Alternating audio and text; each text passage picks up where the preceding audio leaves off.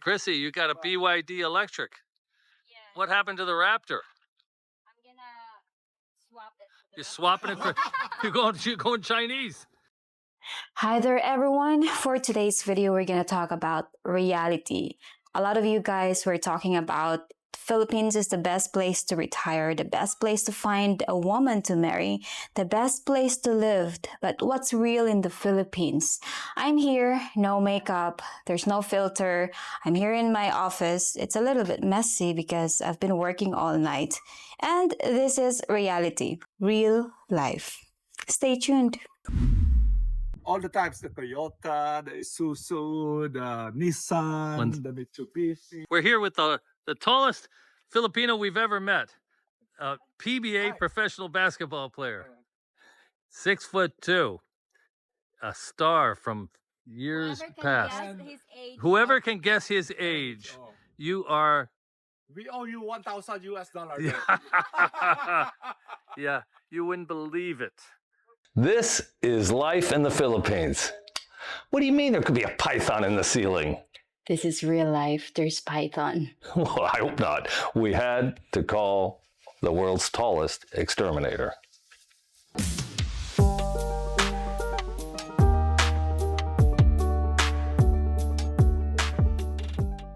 Good morning, Philippines. Hello, everybody. Welcome back to another episode of Fly Me to the Philippines. Chrissy. Have coffee with us. It's coffee on the patio in the Philippines. It's a cloudy day, and we had a named tropical storm come through last week, Chrissy. Mm-hmm. And check out the picture of the Cagayan de Oro River, how much water was in the river. Today's the second day the schools have been closed. That's the highest I've ever seen the river. It's quite high. Now, 12 years ago, a massive flood came through this river and killed over 1,000 people. And it was all flooding. It wasn't the typical typhoon damage. It was a tropical depression in the mountains, in the Bukidnon Mountains. And a wall of water came down like 18 feet tall. Now, since then, they've done a tremendous amount of work. There was some flooding in nearby areas. Mm-hmm. Yeah, today we're just going to talk about the reality that's happening in the Philippines, reality that's happening in our lives, and how to be with the young Filipinas. What is it like to be in an age? I mean, a lot of the guys, they're already here or they're thinking about coming to the Philippines, and this is just about what life is like in the Philippines. And Chrissy, we've been under attack lately. I know. Attacked by what? Some subscribers. And some rodents. We've had it happened once before a year ago. Yeah, but we had a tough day, guys. We published our budget video a week ago, and there were some crazy, nasty comments. But I would say coffee to that. And this is our life, and we're not apologizing for it.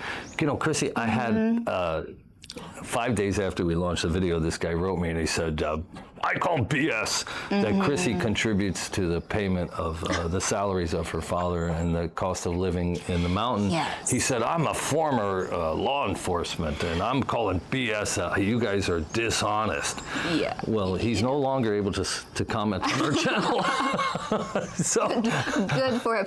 Well, you know what, Rob? There's really a thing here in the Philippines, or maybe a universal thing, that when you say the truth, when you're being honest, you will get a lot of bad feedbacks with the people when you're being honest. But you know, a lot of people will say, oh, this is sugar coating here, sugar coating there, and they will believe it because most of the people will believe in fantasy, not in reality. And if you're gonna show the reality, they will be reluctant to believe it. Yeah. You know, yeah. I think it's like the default of the mindset of people. Like when it's too good to be true, they usually believe it. It is too good to be true. You know, basically, I don't want to talk much about it, but basically, I think some people missed the part of the video where I mentioned that your investigation business contributes significant amount to our family. We're both breadwinners. Yeah, right. But people just instinctively, knee-jerk, boom, knee-jerk. Yeah. Your family is living there, or your family's being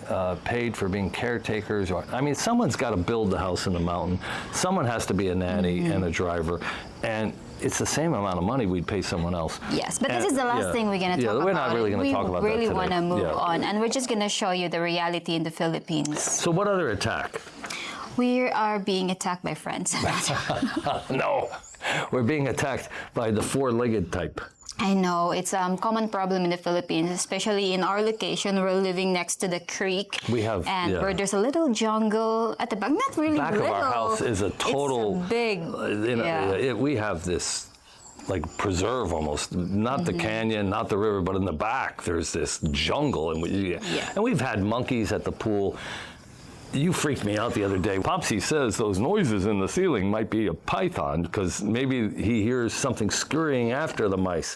It could just attract a lot of exotic insects or animals here because, you know, we're living here in a very... Well, Popsy found, what Popsy was, took down the bamboo one week about 6 months ago, and we showed a picture where he had that python. Was it a python? A python. It was. And then when they were building a house a block over, the guys found a python in the attic during construction. What Pops is trying to say, like, if there is mice in the ceiling, it's possible that the python could get in and will hunt the mice. Sure, somebody's got to hunt. Well, anyway, Chrissy, we had the world's tallest exterminator come visit us. Yes, so speaking of mice, we contacted the exterminator and we were surprised when we saw the boss of the company that we called. And you said, every time I talk to this guy, he talks to me in English. It's so weird, you said. I was so surprised. I know that he's a Filipino, I can tell from the accent, but never once he spoke to me in Visayan or Tagalog on the phone. Your sister, Mimi, my buddy over there, he said, send him up. We want to talk to him. And he said, he's the tallest Filipino I ever met. And I hadn't met him yet. And yesterday he came over. And what's his name? Danny. And he's famous. What's his last name? Lastimosa. When he mentioned Lastimosa, the very first thing that came up to my mind is the basketball. The basketball player Lastimosa. He played in the PBA, which is the Philippine Basketball Association. Before. And his brother Jojo was a real superstar in they were both superstars. His son played in the PBA and is now playing in another professional league. And his daughter plays, I think, professional volleyball in the United States. Yeah, it's very interesting. We're meeting this kind of people, that have contributed to the Philippine history, especially here in... Actually, I've seen the article that was written on Facebook yesterday because I searched his name. And then a lot of people will say he's the pride of Cagayan de Oro City. And, as a resident now in CDO, it feels like, we're being proud as well that we met these people. So check this out. He's 6'2". He bicycles like all the time. 6 days a week he exercises. He is like lean and mean and fit. He's got this BYD electric pickup. He got a challenge. Check this out. He is as fit a man as you could meet. I mean, at any age. But here's a challenge. In the comment section, go ahead and guess his age. I'll respond to every guess, okay? After 24 hours, I'll respond. So I'll tell you how old he is. So calling the exterminator pretty much sums up our life right now. Yeah, and speaking about sports, two of our family members are also engaging in sports. One is my little brother, which is also a good... 20 years old. Yeah, I would say a good basketball player. And now we're engaging our son, CJ, to the soccer team. So it's kind of like reality in the Philippines because Filipinos are very crazy about sports. And I think that's what makes them stay fit. Because, the exterminator yesterday, we talked to Danny. We asked what's his secret, what's his diet. And it's just all sports. Seafood. He's in a seafood diet. He sees food, he eats it. Your brother just turned 20. He showed me a picture from the Barangay Basketball Championship where he was the MVP. He had 45 points and 17 rebounds, and they took a picture and they put his statistics up there.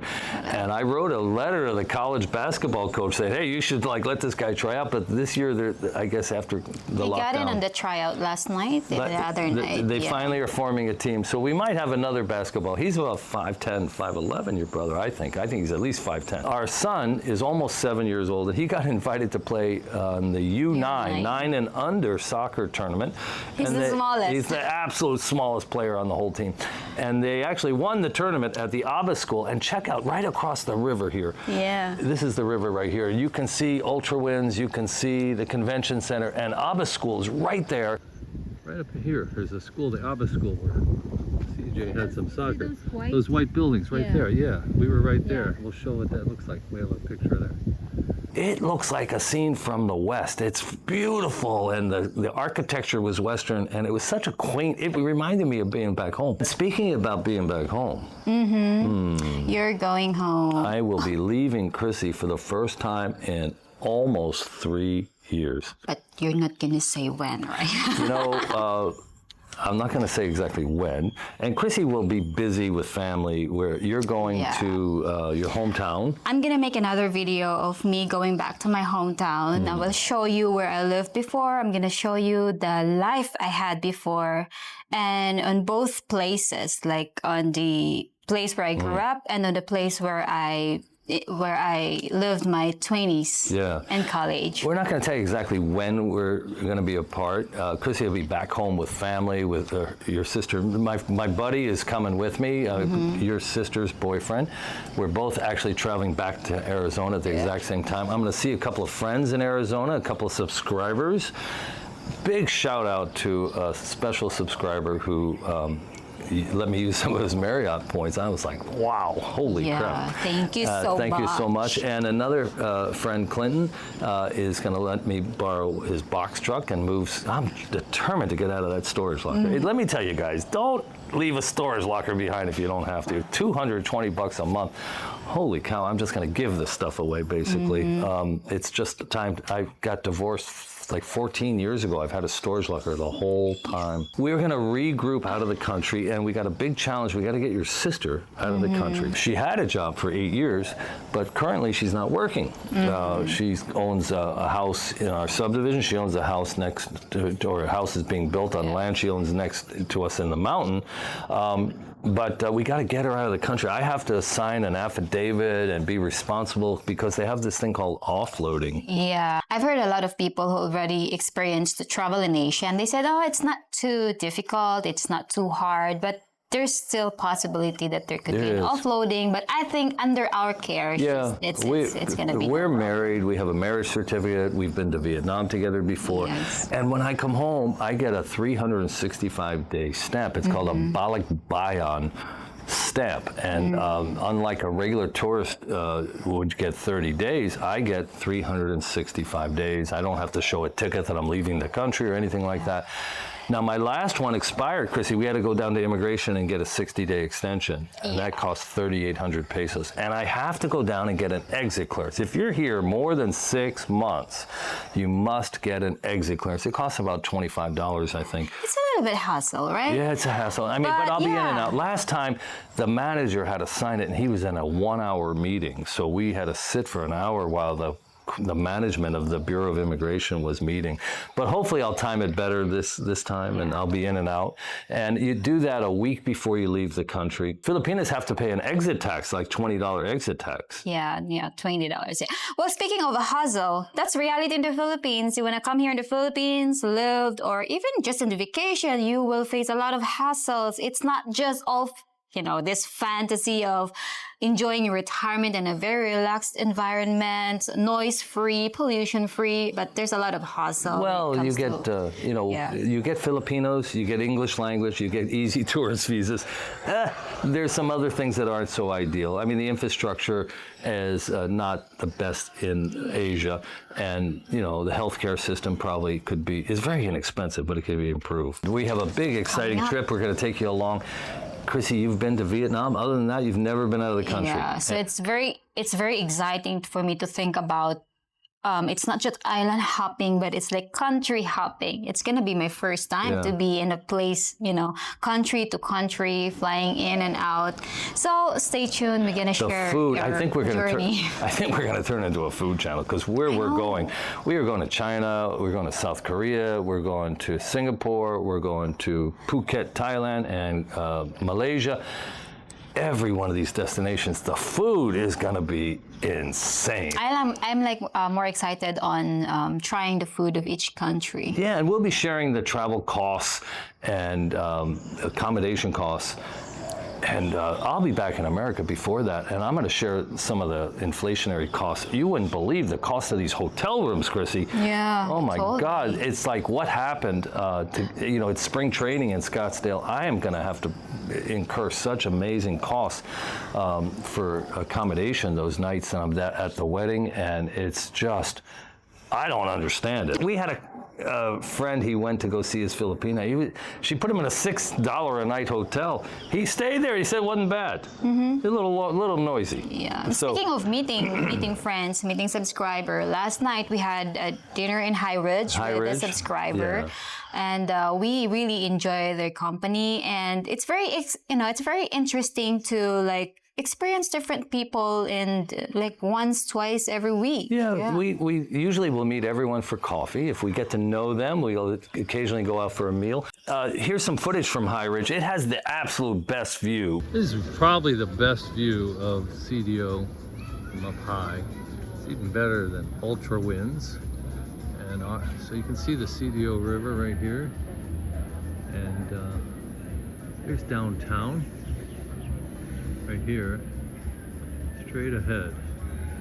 Downtown, you can see the port. CDO is a port city. We do have a big freight ship being dropped off. Hey, you, come here. How did that guy like me end up with a girl like you? I don't know, online. Online. There's the answer. Help. With the help. Food is pretty good. And we took some footage there last night. This particular subscriber is quite interesting. He's younger, he's still working, and he's in his high earning years, and he is coming to the Philippines 60 days in a row every year and returning 10 months to work.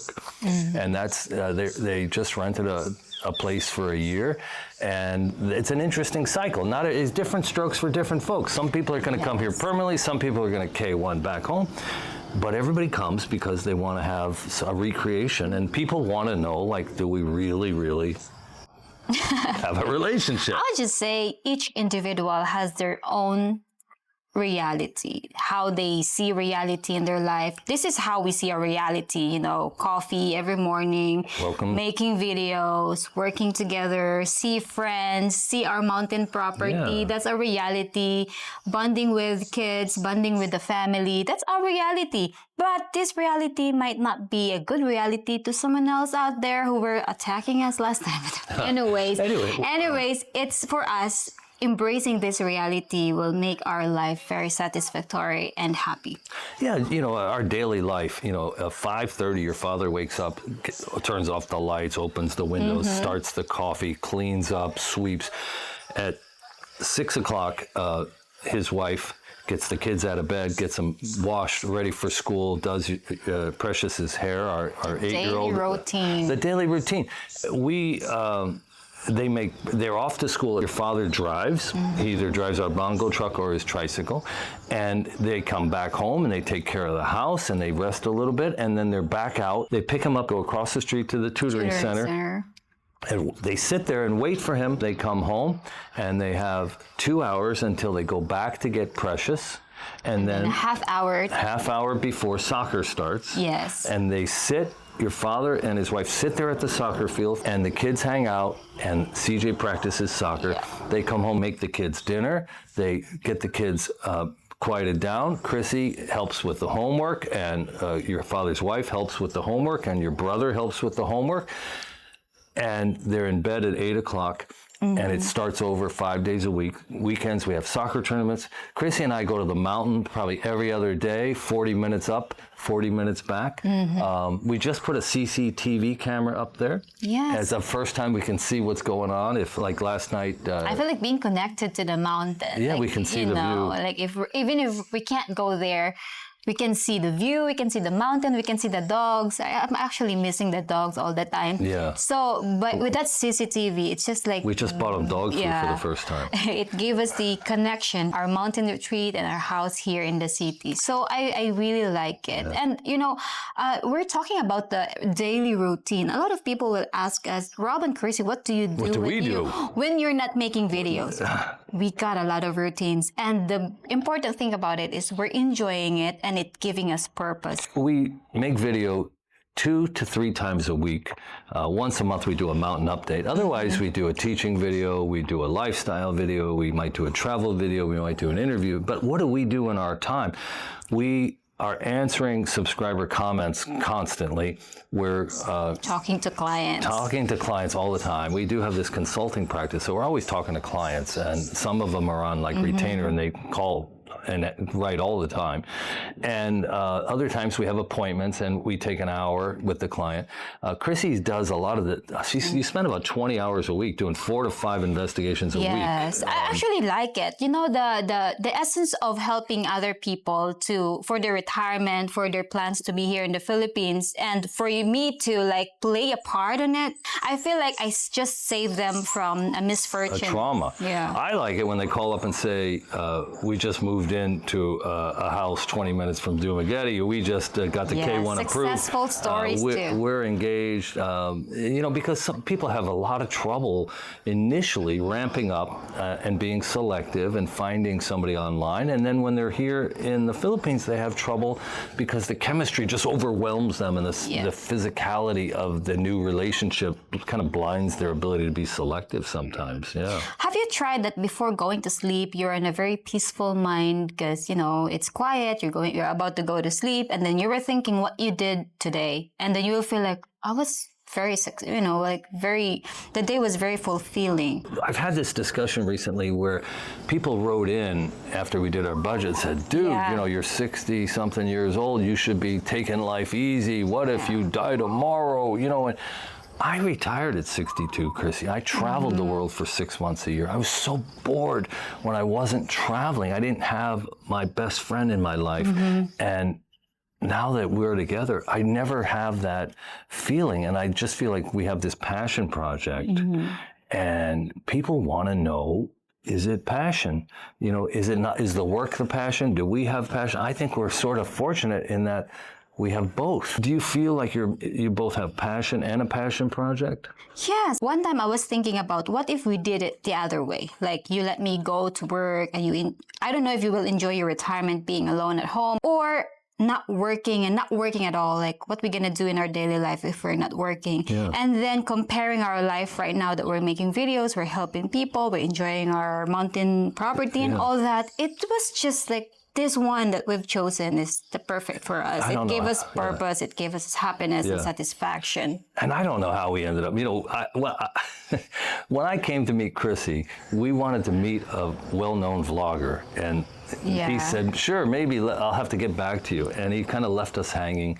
And then 2 weeks later, we were traveling around the Philippines, and it was just a coincidence. We were in the same town he was in, and he said, yeah, I'll have to get back to you. And he left us hanging. And I think it's kind of stimulated me to become a vlogger. And we're just so lucky that we're doing YouTube. And YouTube is like amazing for networking. And, you know, if you're just sitting home watching social media, it may not be best for you. But if you start making it, it's awesome. Yeah, I gotta be honest. When you introduced to me the YouTube vlogging in this niche, I was a little bit skeptical of, you know, doing that stuff because, you know. But then when we monetized our YouTube channel for just 1 month, I thought like, I think this is for us. It hasn't been easy. No. And we're growing. We don't have meteoric growth. We're just steady. We add, you know, 1,500 subscribers every month, and occasionally we have a breakout video that has 500,000. You know, once a month we get a 50,000, 100,000 views. But the number of people whose lives we're interacting with, who we help, who are about to be scammed or are being scammed, or who want to meet a woman like Chrissy. More than anything else, Chrissy, I get people, where can I find a wife? People want to know if you have another sister. Yeah.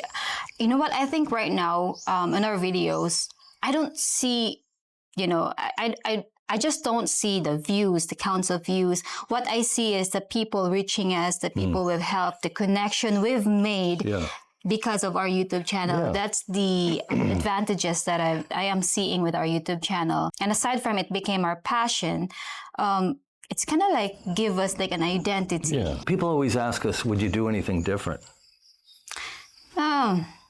I don't know. I can't think of any different things other than this. I'm happy with this. Yeah, I think when I first got here, I was compelled to integrate into the existing expat community.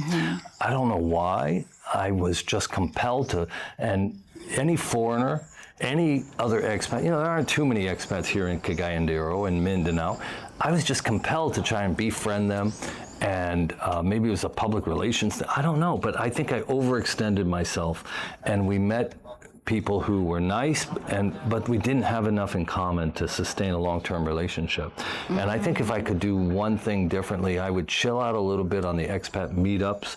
I would chill out a little bit on the assumption that you have enough in common to sustain a long-term relationship. What I learned when it comes to integrating other expats is that it's good when it's not a regular meetup, that you really have these dates that you need to meet once every week. I think meeting expats, different expats once every week. I think it's like I'm more satisfied to that, and I think that's ideal. Yeah, you gotta, and I just want my retirement to be directed by my desire instead of falling in and conforming and fitting in and getting along with, when you reach a certain age in life, you just want to do it your way, maybe. Yeah, and I think connecting with other people online, because they're calling us, they are booking even 10 minutes call for free. We enjoyed it, talking to other people. We meet so and many people. We can do like connection, even just online, not in person. Yeah. And to be honest with you, just driving with you to the mountain and back, and we're gonna talk a lot of stuff when we're in the car. It's very satisfying already. It already make my day, and that's it. Yeah, that 40-minute drive back and forth to the mountain is some of the best quality time we spend together. We get that one-on-one time. The kids are not running around. You're not off investigating. I'm not off chatting with a foreigner. We have that together time. I think we prosper when we work more on our channel and we meet more consulting clients than when we go off and play golf 3 days a week, or we go off and we're always running to the next social meeting in town with the in-town crowd.